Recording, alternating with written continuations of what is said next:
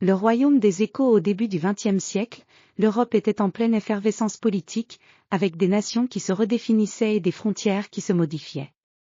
C'est dans ce contexte tumultueux que se situait l'histoire de l'un des royaumes les plus mystérieux de l'époque, le royaume des échos.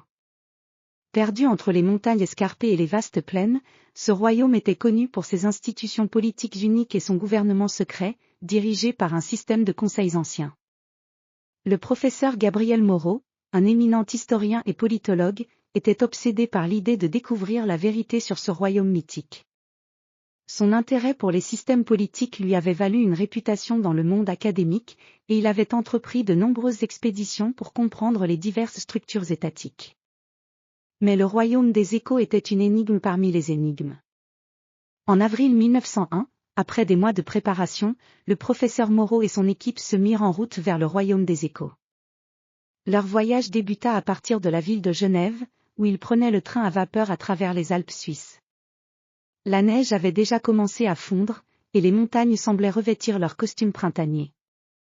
Les forêts se paraient de feuilles verdoyantes, tandis que les rivières, dégagées de leurs manteaux de glace, murmuraient des chansons d'espoir. Leur périple les mena à travers des paysages variés, des vallées luxuriantes aux plateaux rocheux, jusqu'à atteindre la frontière du royaume des échos.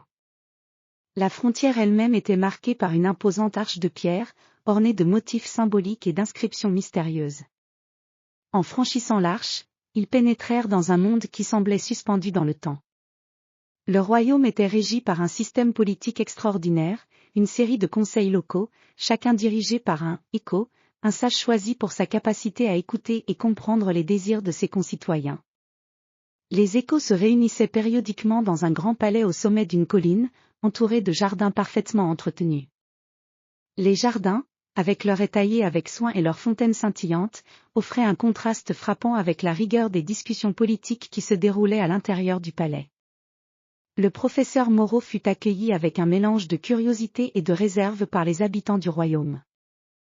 Leur manière de vivre était empreinte de calme et de sérénité, mais une certaine tension était palpable, comme si chaque action était soigneusement orchestrée pour maintenir un équilibre précaire. Les échos, vêtus de robes longues aux couleurs sobres, s'exprimaient avec une précision presque cérémoniale, chaque décision étant le fruit d'un consensus profond et réfléchi. À l'intérieur du palais, les débats politiques prenaient une forme presque rituelle. Les échos se réunissaient autour d'une grande table en bois sculpté, au centre de laquelle se trouvait un globe terrestre. Les discussions étaient menées avec une rigueur académique, les décisions étant prises après des délibérations longues et minutieuses. Le professeur Moreau fut impressionné par la sophistication du système, mais il ne put s'empêcher de se demander si cette harmonie apparente cachait des fissures profondes. Les jours passèrent, et le professeur se plongea dans l'étude des archives du royaume. Ces archives, conservées dans une bibliothèque aux murs ornés de fresques anciennes, contenaient des documents qui retraçaient l'évolution du royaume et ses diverses réformes politiques. Les échos étaient en constante évolution, mais ils avaient réussi à maintenir une stabilité remarquable, malgré les défis posés par les changements internes et externes.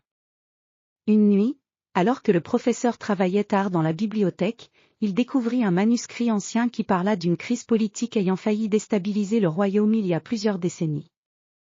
Les détails étaient fascinants, une rébellion interne, des négociations secrètes et une résolution qui avait sauvé le royaume d'une guerre civile. Cette découverte éclaira les pratiques des échos sous un nouveau jour, révélant les sacrifices et les compromis qui avaient permis de préserver la paix. Lorsque le professeur Moreau quitta le royaume des échos, il le fit avec un sentiment de respect mêlé d'émerveillement.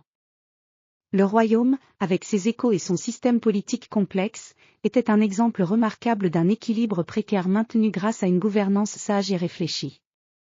Son voyage avait révélé non seulement les secrets du royaume, mais aussi des vérités universelles sur le pouvoir, la politique et la quête incessante d'harmonie dans un monde en perpétuel changement.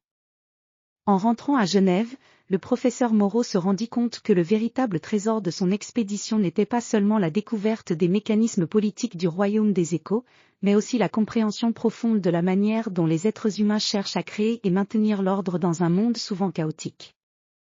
Le royaume des échos, avec ses mystères et ses leçons, resterait gravé dans sa mémoire comme un symbole de l'ingéniosité et de la résilience humaine.